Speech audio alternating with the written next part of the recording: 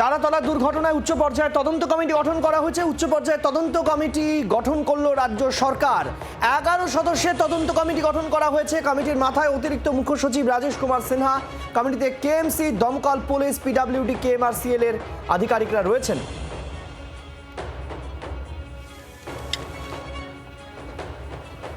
মুখ্যমন্ত্রী আগেই জানিয়েছিলেন কাউকে ছাড়া হবে না। এবার কি বলেছিলেন আপনাদেরকে একটু মনে করাই। আমরা এটা নিয়ে রাজনীতি করবো না, কিন্তু কি করেছেন আপনারা? একটাকেও তো ছাড়ার কোনো সিন নেই। আপনার প্রাক্তন মেয়রের সই আছে এতে, কাউকে ছাড়া হবে না। আমরা পুরো ফ্যাক্ট ফাইন্ডিং বের করেছি, কোনো ছাড়াছাড়ির সিন নেই। কমলাক্ষ ভট্টাচার্য আমাদের সঙ্গে রয়েছেন এই মুহূর্তে সরাসরি। কমলাক্ষ, জানতে চাইব উচ্চ পর্যায়ের তদন্ত কমিটি গঠন করা হয়েছে, কারা কারা আছেন সেই কমিটিতে? দেখো, সমস্ত দপ্তরকে এক ছাতার তলায় নিয়ে এসে এই উচ্চ পর্যায়ের তদন্ত কমিটি তারাতলা বিপর্যয়ের ক্ষেত্রে রাজ্য গঠন করলো। ইতিমধ্যে মুখ্যমন্ত্রী যে হুঁশিয়ারি দিয়েছিলেন কাউকে ছাড়া হবে না, এবং সেখানে প্রাক্তন মেয়রের প্রসঙ্গও তিনি এনেছিলেন, তার স্বাক্ষর, এবং কারা রাঘব বোয়ালরা রয়েছেন যারা টাকা তুলেছেন কার্যত, সেই প্রসঙ্গও তিনি এনেছেন।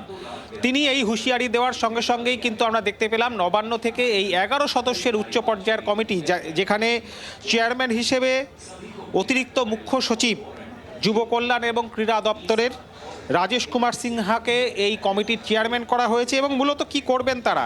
কমিটিতে পুরসভা, দমকল থেকে শুরু করে police, disaster management, PWD, KMRCL সমস্ত দপ্তরের প্রতিনিধিরা রয়েছেন।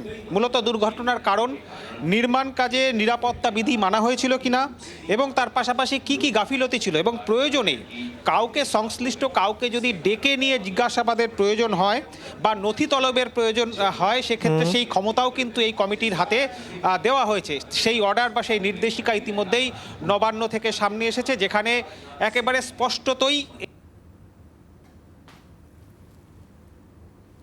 ধন্যবাদ আপাতত আমাদের সঙ্গে থাকার জন্য। এবং এই কমিটিতে আমরা দেখতে পাচ্ছি কারা কারা রয়েছে। কেএমসি রয়েছে, দমকল রয়েছে, কেএমআরসিএল রয়েছে, এরকম একাধিক সংস্থা, পিডব্লিউডি কে রাখা হয়েছে।